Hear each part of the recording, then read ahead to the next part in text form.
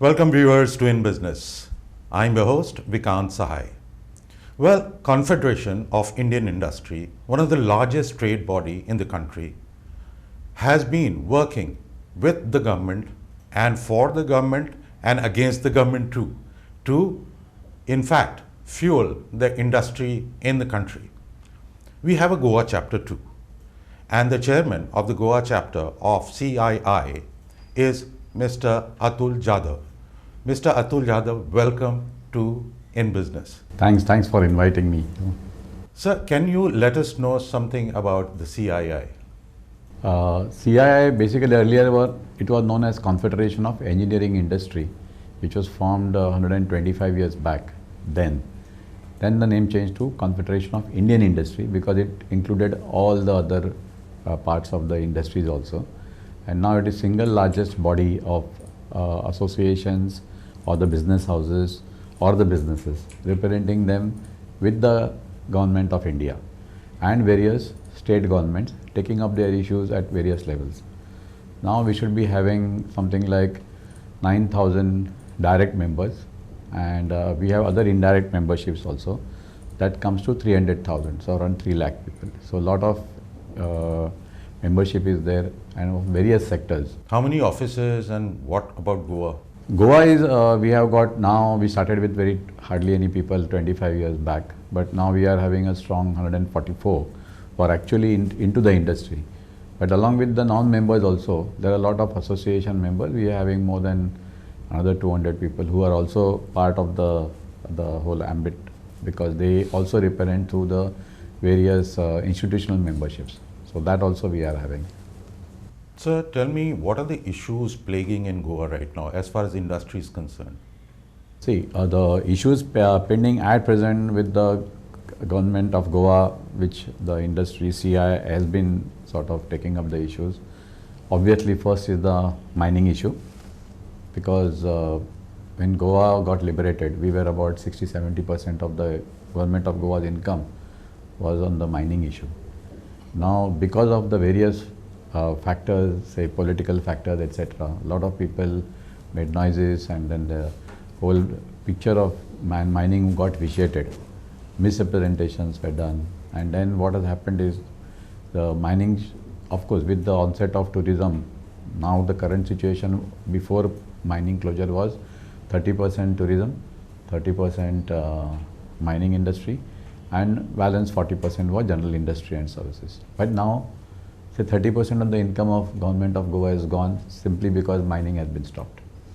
Supreme Court has taken certain views which we felt that they have not given sufficient opportunity to the Goan mine leaseholders, what they call, without settling the issue of the earlier. I don't want to get into all those technical things which are there, but either way the government of Goa, people of Goa has suffered, and almost 93,000 people dependent on mining also have suffered. So it's a big issue that which is there, and we hope that something the mining starts. It's on the mining issue. So what is CII doing on mining? As a CII, we have been representing these issues with at various levels.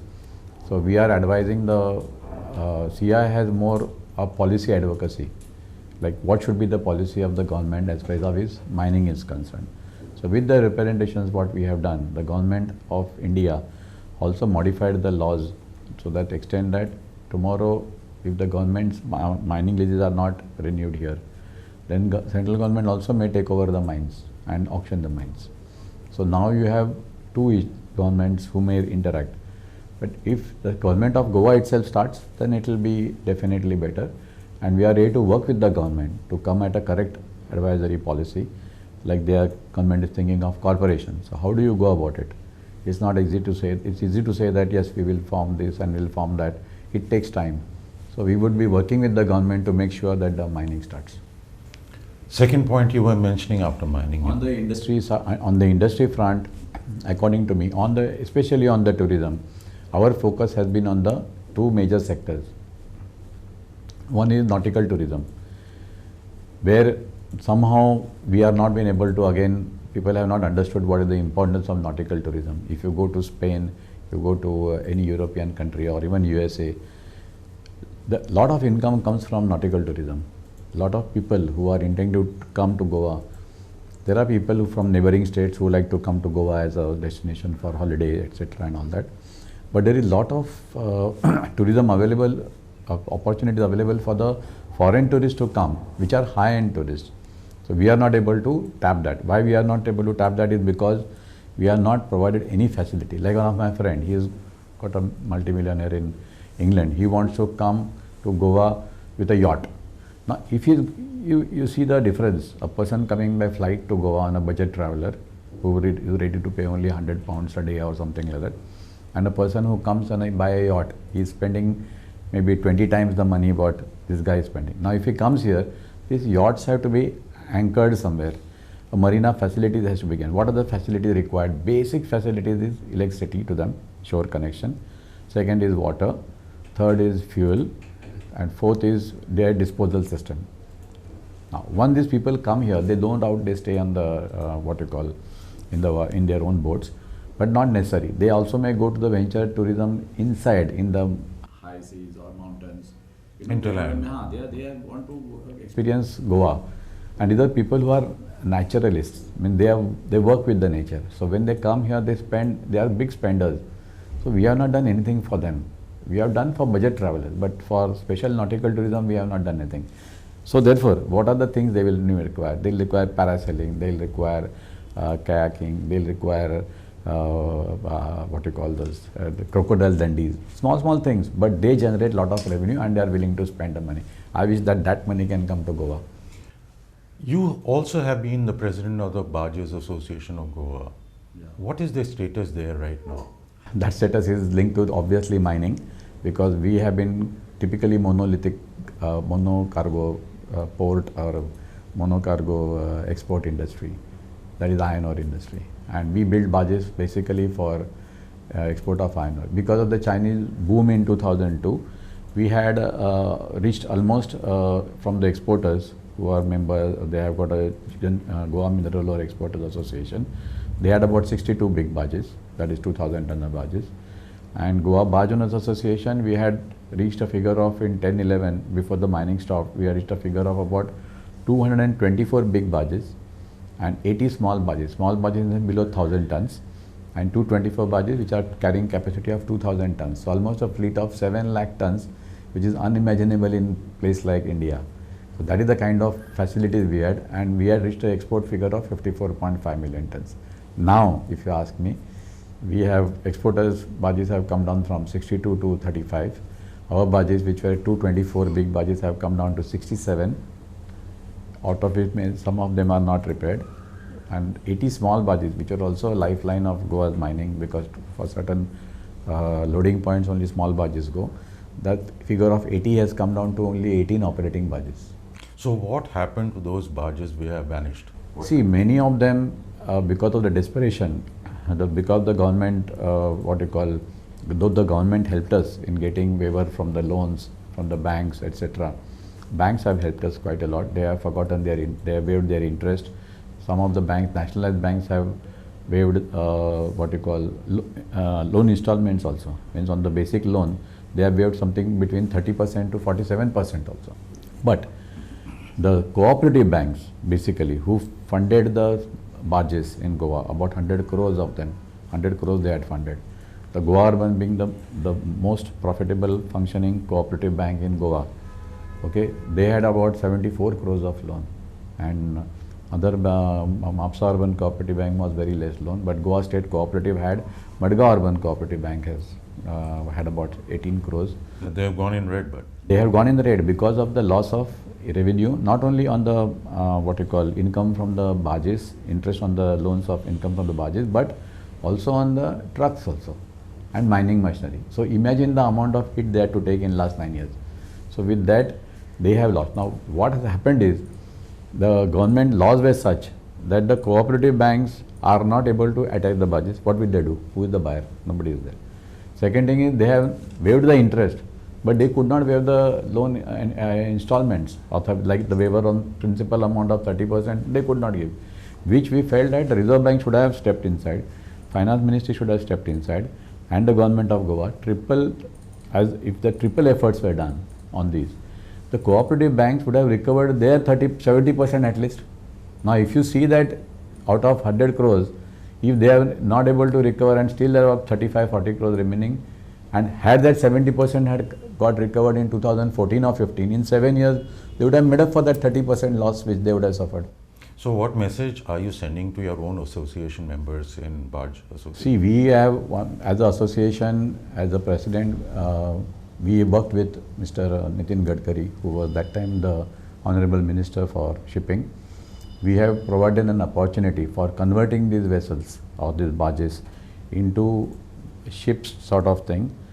This is called statement of compliance, by which by spending about 1 crore of rupees and odd, you could convert these barges to carry cargo from other states to this state. For example, today if you want to carry say steel or cement, these are the two products which come directly into for Goa's development progress. Now we are paying, you can imagine a transport cost of 2,500, 3,000 rupees per ton. If you use barges, we will bring them in 600 to 1,000 rupees per ton. Whose benefit it is? It is the people of Goa who will benefit, the construction industry will benefit, government of Goa also will benefit. But if these cargoes can be brought by converting this vessel into statement of compliance, which fortunately Mr. Gadkari ji really helped us to allow them to convert. You know, that permission he has given, but you require funds. That funds nobody is giving us. Why so? Because what they say is you are already a defaulter, so your CIBIL record is spoiled. Now, as per section 31D of SARFAESI Act, that is the act formed in 2002 to recover the money, the barges cannot be attached by the banks. So, they have to go under recovery of doubtful debts. That will take 10 years to recover money. Now, if they remove this 31D section, which is also applicable for aeroplanes, then people will invest, banks will invest money. If you tell us somebody, okay, give a loan on the barge, but you will not be able to attach the barge, then why will you give funds? So, this 31D section has to be removed so that the flow of money will come here, and then we will convert our vessels, which will bring cargo, cheaper cargo for us. In fact, container industry also, if you have understood last time, containers industry or the coastal transportation by container is suffering. Ship is not calling here because their port is not, Marmugao port was not equipped, only one crane is there. And so these are the issues. On this note, we have to take a short break. Viewers, please stay tuned for the second part of the interview, which will come very shortly.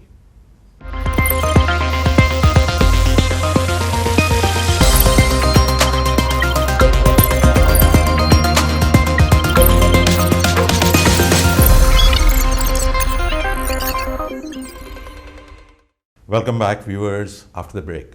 I'm your host, Vikant Sahai. We continue talking to Mr. Atul Jadhav. Mr. Jadhav, tell me, you were talking about ports. What are the problems there in the port? Because Goa is primarily a coastal, it lies in the coastal belt. Yeah, see, port is a big issue for the exporters here. And what has happened is earlier the ships used to come here to take the containers. Now the small scale industries who are trying to sell just one container, he has to spend something like 48,000, 50,000 rupees for a container to go from Goa to JNPT. JNPT has been the single largest door for us for export or import. Now, this is one cargo which is reverse, it is a reverse cargo also, because as much as you want to export, you have to also import. It is not like iron ore, okay, you export and then nothing comes inside. So, this is one project or the containers which we have to give lot of importance to it. Now, government port had bought a crane which is Harbal mobile crane, which is not functioning properly because it has become old. It was a Italguru crane. So, now the problem is the ships don't want to come here because we are not able to, chicken and egg story. We are not able to give the cargoes. Why we are not able to give the cargoes? Because the connectivity to the port with last patch is not ready. The government of Goa needs to contribute to that project. That 18 kilometers. Yeah, so now that is being done fortunately. So if that connectivity is done, then movement of the, because the container has to go, it has to go through Vasco City. So unless that connectivity to the port is there by that highway, the containers will not move. Now this is hurting the small scale industries. Of course big industries, but big industries have got bigger, larger method of transport. The local transport is like fish exports. Today they are spending 1 lakh rupee for transporting the container from Goa to JNPT or Cochin. This is something you can't afford. If you are in a competitive market, your transport logistic costs have to come down. So CI has been working with government of Goa on and putting pressure on the Ministry of Highways, etc., to see that this project is completed fast. Second, one is the second thing. The other day we had a program on Gati Shakti. So we have highlighted one more issue, is that you have to have a facility for fast turnaround. So if you don't have a Harmal mobile crane immediately, then you might have to hire from the market, but get the vessels. Then only the vessels will come, and then our transportation cost will go down.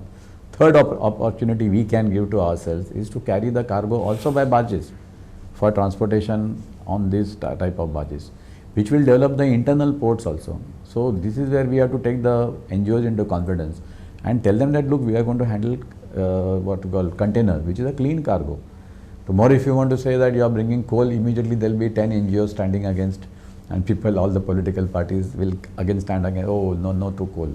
So if that is not our priority, but container can be our priority, then let us make that into priority, make the infrastructure available, talk to the governments, get the Harmal mobile crane, get the connectivity to the road, make sure that this is done properly. So who's doing that and what is this state? See, we are making the efforts. Other day, Gati Shakti, we told, the MPT said, Mormugao porters said that they do not have the funds because they have lost lot of income because mining is stopped. Their berth number 9, which was handling iron ore, has been scrapped. But now there are 5 mooring dolphins which can be handled. Second thing is, one jetty has to be given exclusively by the port. Ministry of Shipping has to work with Ministry of Ports.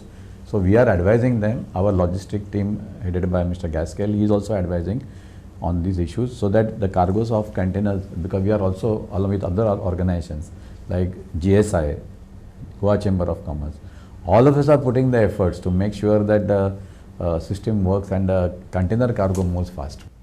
Hope this logistics is sorted out. Now coming to the new thing which is happening in the market, that is electric motor vehicles.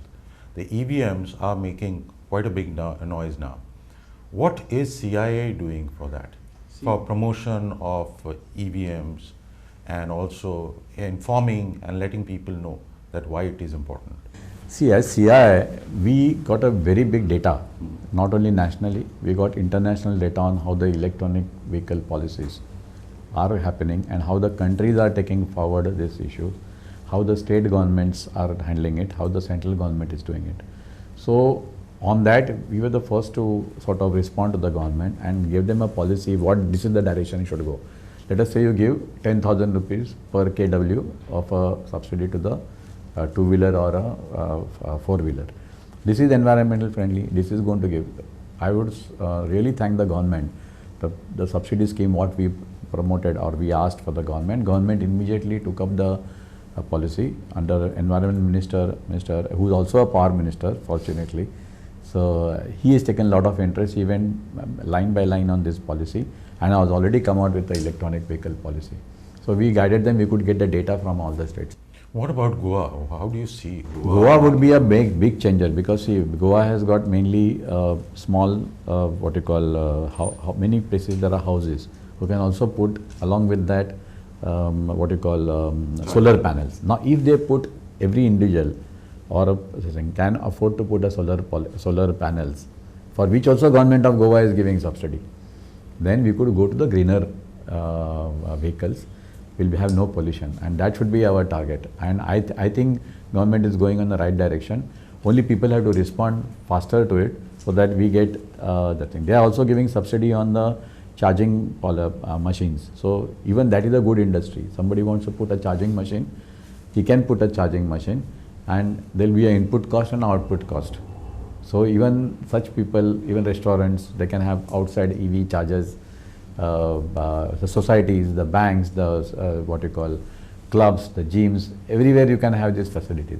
All these things can move only after the elections maybe. And no, I think the government has started moving, but any next government who's coming, they'll have to continue this policy because of the stand taken by the government of India also, where they have chosen the what you call target of having the biggest solar charging facility in the world.